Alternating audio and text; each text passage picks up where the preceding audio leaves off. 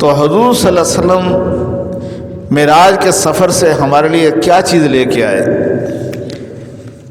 آپ کے معراج کا یہ سفر تھا، اس کا سب سے بڑا تحفہ کیا ہے؟ نماز ہے۔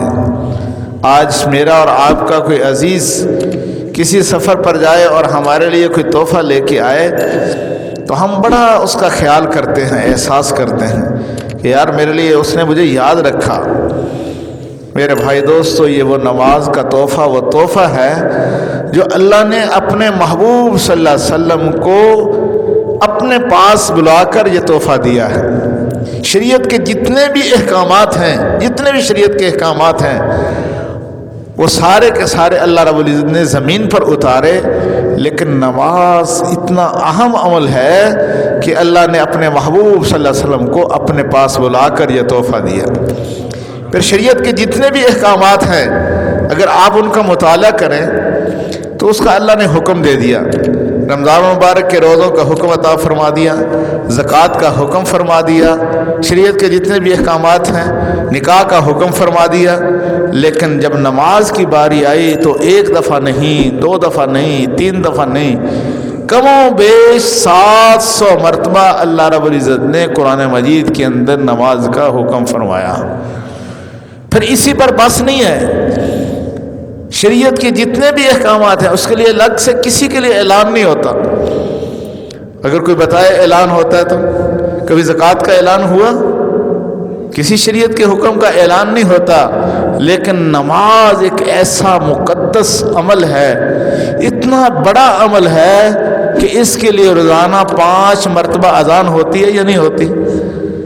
تو نماز میں کتنی دفعہ، اپنے اذان میں کتنی دفعہ نماز کی صدا لگائی جاتی ہے؟ حی علی الصلاۃ، حی علی الصلاۃ، حی علی الفلاح، حی علی الفلاح۔ آپ اسی بات سے اندازہ لگائیں کہ نماز کی کتنی اہمیت ہے جو محبوب صلی اللہ علیہ وسلم ہمارے لیے تحفہ لے کے آئے ہیں۔ سبحان اللہ۔ سجدے میں بندہ اللہ کے سب سے زیادہ قریب ہوتا ہے،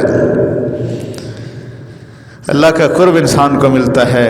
یاد رکھنا، یتعلق مع اللہ، یہ جتنے بھی اعمال ہیں ان کی جان ہے۔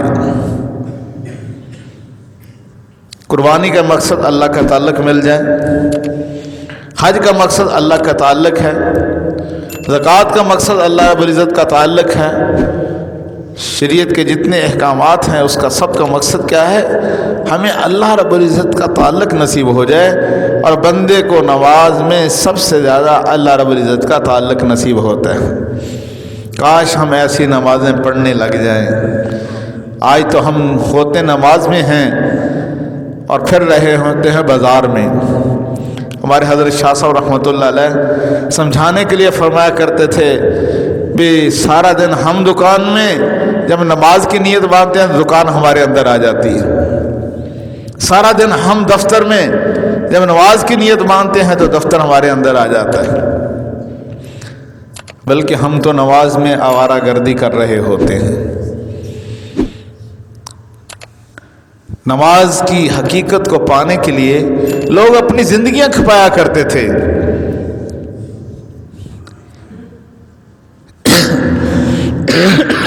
دل پہ جتنی زیادہ محنت ہوگی اتنا ہی نماز کے اندر خشوع اور خضوع آئے گا۔ یہ باہر کے اعمال جو ہے نا، ذکر، اذکار، اس کا اثر سب سے زیادہ نماز پہ پڑتا ہے۔ آپ کبھی آج بے شک عصر کی نماز میں تجربہ کر کے دیکھ لیں، تھوڑی دیر اللہ کی یاد میں بیٹھ جائیں، پھر آپ نماز ادا کریں گے، آپ کی دل کی کیفیت کچھ اور ہوگی۔ آپ وضو کے اندر اسراف نہ کریں،